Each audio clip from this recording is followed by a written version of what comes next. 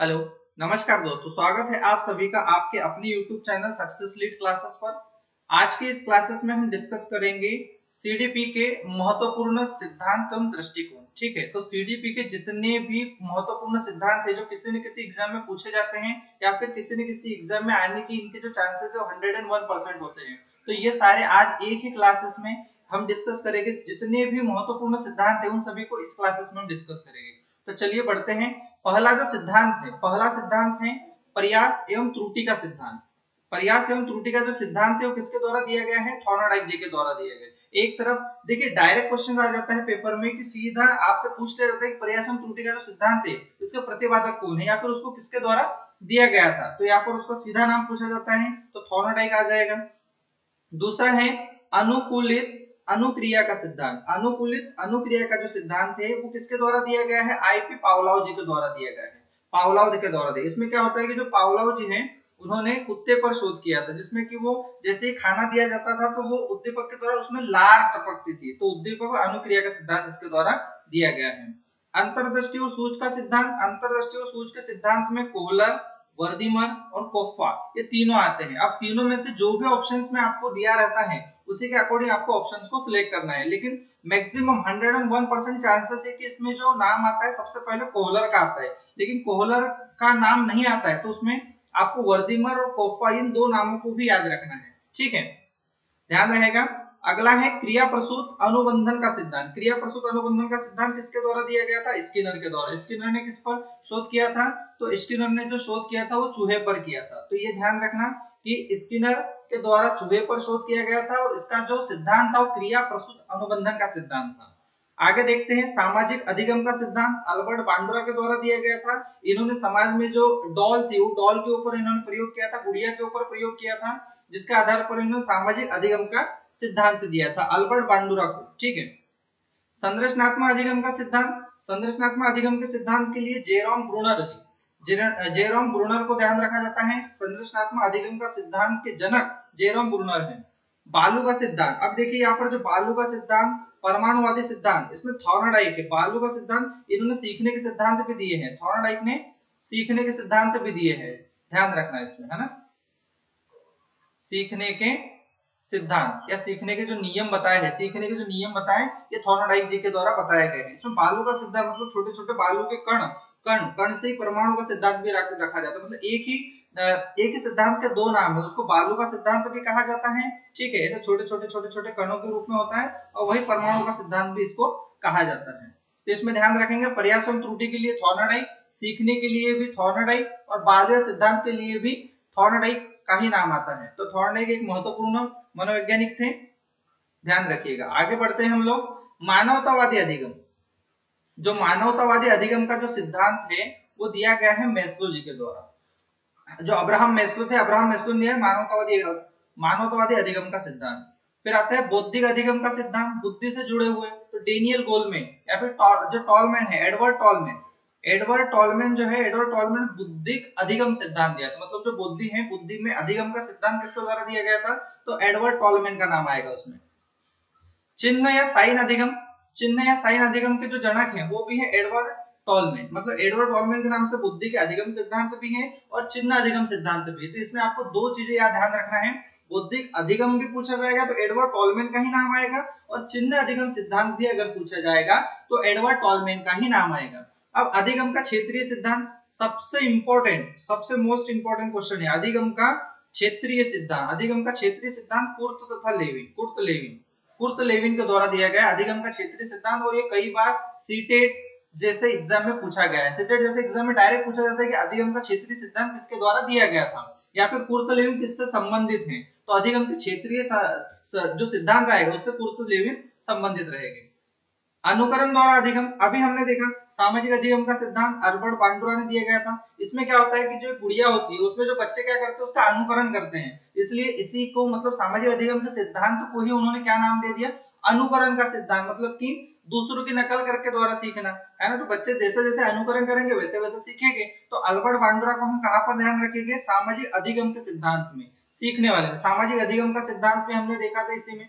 ठीक है, सामाजिक अधिगम, सामाजिक अधिगम का सिद्धांत भी यही है और अनुकरण द्वारा सीखने या अनुकरण द्वारा अधिगम का सिद्धांत भी अल्बर्ट बांडुरा की ही देन है। अब सक्रियता का सिद्धांत, सक्रियता का जो सिद्धांत है वो दिया है सोले सबरी तथा लिंड्सले ने। सोले सबरी का सबसे ज्यादा नाम आता है इसमें, लेकिन कभी कभार ऑप्शंस में सोले सबरी न देकर लिंड्सले दिया रहता है, तो इसको भी आपको ध्यान में रखना है कि सक्रियता का जो सिद्धांत है वो सोले सबरी या फिर लिंड्सले के द्वारा दिया गया है। बढ़ते हैं आगे। शाब्दिक अधिगम, शाब्दिक अधिगम का जो सिद्धांत है वो दिया गया है आशुबेल के द्वारा। सूक्ष्म अधिगम का सिद्धांत, अब देखिए यहाँ पर सूक्ष्म अधिगम, सूझ के द्वारा अधिगम, सूझबूझ के द्वारा अधिगम, संज्ञान के द्वारा, जहां पर भी संज्ञान की बात आएगी, सूझ समझ सूक्ष्म की बात आएगी, वहां पर आएगी आपके पहले कोहलर, कोफ्फा और वर्दीमन। अब यहाँ पर ऑप्शन आपको वर्दीमन और कोहलर, कोफ्फा तीनों याद रखने। अगर कहीं पर ये नहीं होते हैं, सबसे मेन है, अगर तीनों ऑप्शन में है तो जाएगा कोहलर के पास में, और अगर ऑप्शन में नहीं है तो फिर मैक्स वर्दाइमर, कोहलर और कोफ्फा इन तीनों के पास में ये जा सकता है। ठीक है, तो ये बात हमेशा ध्यान रखना आपने। फिर आता है मनोविश्लेषणवादी सिद्धांत, सबसे इंपॉर्टेंट और आईएमपी बहुत बार कई जगह पर पूछा गया है ये वाला क्वेश्चन और ये वाला क्वेश्चन, हर एक एग्जाम में रिपीटेड होते हैं ये क्वेश्चन। मनोविश्लेषणवादी सिद्धांत, सिगमंड फ्राइड, सिगमंड फ्राइड ने ही मनोविश्लेषणवादी सिद्धांत दिया था, जिसमें इन्होंने ईद, अहम और ईगो, मतलब जो तीन ये बताए थे उन्होंने चरण, जिसमें बर्फ का टुकड़ा होता है ऊपर वाला, नीचे वाला, और उसमें जो लेयर होती है इस तरीके, मतलब चेतन, अवचेतन और अचेतन मन की बात की थी इन्होंने। ठीक है, तो सिगमंड फ्राइड को ध्यान रखना। और जैसे फिर नव मनोविश्लेषणवादी में सिगमंड फ्राइड की ही जो शिष्य थे उन्हीं को आपको याद रखना है, यूंग आ गया, एडलर और हॉर्नी, ये जो तीनों है ये सिगमंड फ्राइड के शिष्य ही हैं, जिन्होंने मनोविश्लेषणवाद के पश्चात, मतलब मनोविश्लेषणवाद में जो थोड़ी सी कमियां या फिर उनके आधार पर जैसी उनमें थोड़ा सा जो भी उनके अंदर जितनी भी कमियां थी, उन कमियों को दूर करने के लिए जो नव मनोविश्लेषणवादी सिद्धांत या फिर नव मनोविश्लेषणवादी सिद्धांत का जो गठन हुआ था, तो यही सिद्धांत देने वाले कौन थे? ये सिगमंड फ्राइड के शिष्य ही थे। तो यंग, एडलर और हॉर्नी, ये भी कई बार पूछा जाता है। ठीक है, तो आपको मनोविश्लेषणवादी सिद्धांत न देकर नव मनोविश्लेषणवादी सिद्धांत भी दे सकता है, तो आपको ये ध्यान रखना है। आइए बढ़ते हैं अगले सिद्धांत की ओर। अगला सिद्धांत है जीवन अवधि उपागम। जीवन अवधि उपागम का जो सिद्धांत है वो दिया है एरिक एरिक्सन के द्वारा दिया गया है। एरिक एरिक्सन के जो द्वारा दिया गया है, इसमें 8 चरण का उल्लेख किया गया है। जो एरिक एरिक्सन है, इन्होंने 8 चरणों का उल्लेख किया गया है। इसको जीवन अवधि उपागम इसलिए कहा जाता है क्योंकि इसमें जीवन मतलब जन्म से लेकर के मृत्यु तक की अवस्थाओं को इसमें बताया गया है, इसलिए इस उपागम को जीवन अवधि उपागम या फिर जीवन अवधि सिद्धांत के नाम से भी जाना जाता है। तो ये हमेशा ध्यान रखना, ये जो दिया गया था ये दिया गया था एरिक एरिक्सन के द्वारा दिया गया था। अगला है शील गुण उपागम। शील गुण उपागम जो है ये मैस्लो के द्वारा दिए गए हैं। शील गुण उपागम का सिद्धांत भी किसके द्वारा दिया गया है? मैस्लो के द्वारा दिया गया है। अगला सिद्धांत जो है वो है आत्म प्रेरणा। आत्म प्रेरणा, स्व प्रेरणा का जो सिद्धांत है ये दिया गया है कार्ल रोजर के द्वारा। मतलब आत्म प्रेरणा और स्व प्रेरणा, मतलब स्वयं से संबंधित जितनी भी प्रेरणा का सिद्धांत आएगा वो आएगा कार्ल रोजर के द्वारा दिया गया है। प्रतिदर्श का सिद्धांत, प्रतिदर्श का सिद्धांत थॉमसन के द्वारा दिया गया है। पारिस्थितिकी सिद्धांत, ये भी हमेशा कई बार एग्जाम में पूछा जाता है कि जो पारिस्थितिकी सिद्धांत है ये किसके द्वारा दिया गया है? तो पारिस्थितिकी जो सिद्धांत है यूरी ब्रॉन फेनर के द्वारा दिया गया, यूरी ब्रॉन फेनर के द्वारा दिया गया है, ये हमेशा याद रखना। अगला है सामाजिक सांस्कृतिक रचनावादी सिद्धांत। रचनावादी सामाजिक संस्कृति में कौन आएगा? वाइगोत्स्की। ये कई बार पूछा गया है सीटेट में, ये प्रश्न कई बार पूछा गया है कि सामाजिक सांस्कृतिक रचनावादी सिद्धांत या फिर सामाजिक सांस्कृतिक सिद्धांत के जनक वाइगोत्स्की। ठीक है, अगला है बुद्धि का त्रिविमीय सिद्धांत, जेपी गिलफोर्ड।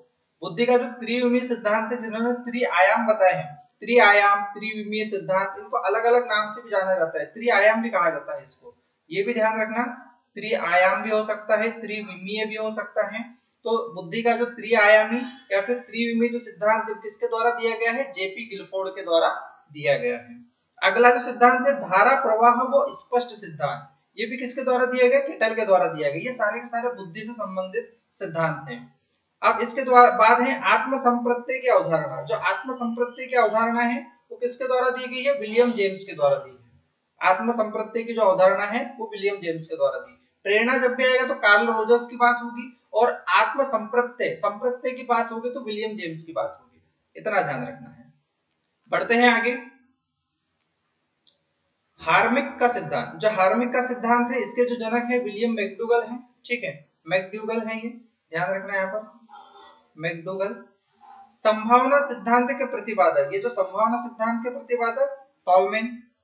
अगला है अधिगम मनोविज्ञानी का जनक, अधिगम मनोविज्ञान का जनक, अधिगम मनोविज्ञान एबिंगहॉस। एबिंगहॉस। अब इसमें अलग अलग मनोविज्ञान के अलग अलग जनक हैं, है ना, ये ध्यान रखना। आपको ऐसा लग रहा है अधिगम मनोविज्ञान के जनक एबिंगहॉस है, तो अलग अलग जितने भी मनोविज्ञान है उन सबके अलग अलग जो मनोवैज्ञानिक है उनकी खोज करता है, उनको उनका जनक माना जाता है। तो शक्ति मनोविज्ञान के जो जनक है वो शक्ति मनोविज्ञान के जनक कौन है? वोल्फ है। अधिगम मनोविज्ञान के जनक एबिंगहॉस है और शक्ति मनोविज्ञान के जनक कौन है? तो वोल्फ है। ये ध्यान रखना, ठीक है। Thanks for watching. आज हमने इस क्लास में जो डिस्कस किया है सीडीपी के 30 सिद्धांत डिस्कस किए हैं, जो किसी न किसी क्लास में बिल्कुल मेल खाते हैं और ये इतने महत्वपूर्ण है कि ये सीटेट, यूपीटेट, केवीएस, यूपीटेट कहीं ना कहीं पर ये आपसे टकराएगी ही टकराएगी। ये ऐसे क्वेश्चंस है जिसमें से आपको एक या दो प्रश्न किसी न किसी एग्जाम में जरूर मिलते हैं, क्योंकि इसमें डायरेक्ट पूछा जाता है कि ये जो सिद्धांत है किसके संबंधित है, या फिर ये जो मनोवैज्ञानिक हैं ये किस सिद्धांत से संबंधित है। तो ऐसे करके आपसे क्वेश्चन पूछे जाते हैं, ठीक है। तो बने रहिए हमारे साथ, ऐसे ही क्लासेस को हम लेकर आएंगे आपके साथ अगली किसी क्लासेस में, जिसमें सीटेट, केवीएस, यूपीटेट या फिर जितने भी टेट एग्जाम होती हैं उन सबके जो इंपॉर्टेंट क्वेश्चंस हो गए या फिर जो एमसीक्यू सीरीज है वो हम चला रहे हैं। हमारे साथ जुड़िए, आपके लिए बेहतर होगा। धन्यवाद, थैंक्स फॉर वॉचिंग। धन्यवाद, जय हिंद।